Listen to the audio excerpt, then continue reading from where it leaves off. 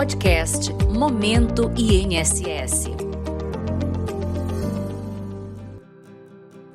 Os contribuintes do INSS que planejam se aposentar em 2026 devem ficar atentos às regras de transição previstas na reforma da Previdência. Para esclarecer melhor esse assunto, o podcast Momento INSS convidou a servidora do Programa de Educação Previdenciária, o PEP, Júnia Machado. Olá, Júnia. Seja bem-vinda ao nosso podcast, a primeira edição deste ano. Vamos começar explicando o que são essas regras de transição de aposentadoria em 2026? Vamos sim. Obrigada pela oportunidade de falar sobre esse tema relevante. Em primeiro lugar, é importante dizer que a Emenda Constitucional 103, de novembro de 2019, conhecida como Reforma da Previdência, alterou as regras de aposentadoria e criou as chamadas regras de transição para aqueles contribuintes que já pagavam a Previdência Social antes da reforma, mas que ainda não tinham preenchido os requisitos necessários para se aposentar. Então, nós estamos falando de regras que foram alteradas em 2019 e que têm reflexos, são reajustadas a cada ano que passa. Outro ponto importante é que o INSS trabalha com diversos tipos de aposentadorias. Nós temos as aposentadorias mais comuns, conhecidas como aposentadoria por idade, aposentadoria por tempo de contribuição, mas temos também as aposentadorias de professor, aposentadoria especial e por aí vai. Hoje nós vamos falar sobre os principais requisitos das duas regras de transição da aposentadoria por tempo de contribuição mais comum. Então, vamos detalhar essas regras de transição que têm ajustes todo início de ano. Vamos lá. Das 4 regras de transição da aposentadoria por tempo de contribuição, existem 2 regras progressivas. Uma delas exige idade mínima, que altera a cada ano, até atingir 62 anos para a mulher e 65 anos para o homem. E a outra exige pontuação mínima, que altera a cada ano até atingir 100 pontos para a mulher e 105 pontos para o homem. Vamos entender melhor. Nas 2 regras, continua sendo exigido o tempo de contribuição mínimo de 30 anos para a mulher e 35 anos para o homem. Além desse tempo de contribuição mínimo, a regra de transição que exige idade prevê um acréscimo de 6 meses na idade mínima a cada ano que passa. Com isso, a partir de 1º de janeiro de 2026, a idade mínima da mulher passa para 59 anos e meio e do homem para 64 anos e meio, ou seja, houve um acréscimo de 6 meses na idade mínima em relação a 2025.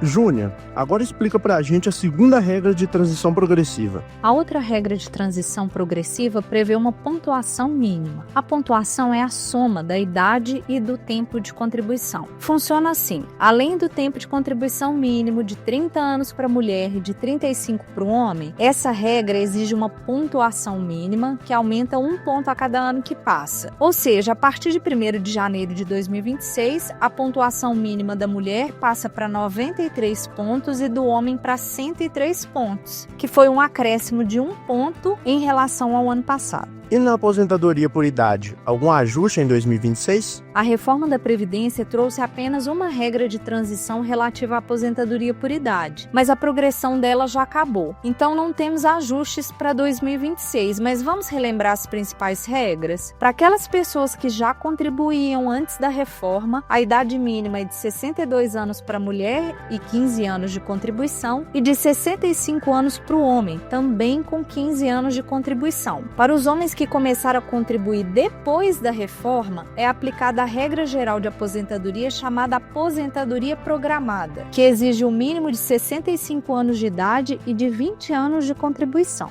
A gente sabe que são muitas regras e critérios diferentes. O que o segurado deve fazer para saber se está próximo de se aposentar e em qual regra ele irá se enquadrar? É essencial que o segurado acompanhe sua vida previdenciária. Nós temos a central de serviços, que chamamos de Meu INSS, e que está disponível pela internet ou aplicativo de celular. O segurado pode acessar o serviço Simular Aposentadoria por esse canal. O simulador faz uma leitura dos registros de contribuição que existem no sistema do INSS e apresenta a situação nas diversas regras gerais existentes. Sobre esse assunto, temos um alerta a fazer. Em primeiro lugar, a simulação não garante o direito ao benefício. Isso acontece porque a simulação computa o tempo de contribuição registrado sem analisar com detalhes o que pode ser considerado ou não. Por isso é importante acessar o extrato de contribuições CNIS, também disponível pelo Meu INSS, e conferir se todas as suas contribuições estão registradas, sejam períodos de carteira assinada, de pagamento de carnê ou GPS, que é aquela guia da Previdência Social, MEI, entre outros. Caso tenha algum tempo não registrado, o contribuinte deve apresentar essa comprovação para que o INSS faça a atualização. E por último, gostaria de destacar que para utilizar todos esses serviços é necessário ter a senha gov.br, que dá acesso a vários serviços digitais do governo federal, incluindo o acesso ao meu INSS. Com essas informações, o podcast Momento INSS fica por aqui, agradecendo a presença e as orientações da servidora Júnia Machado, do Programa de Educação Previdenciária do INSS na Regional Sudeste 2, Minas e Espírito Santo. Em caso de dúvidas, entre em contato com a Central 135, que funciona de segunda a sábado, das 7 às 22 horas. Até a próxima edição.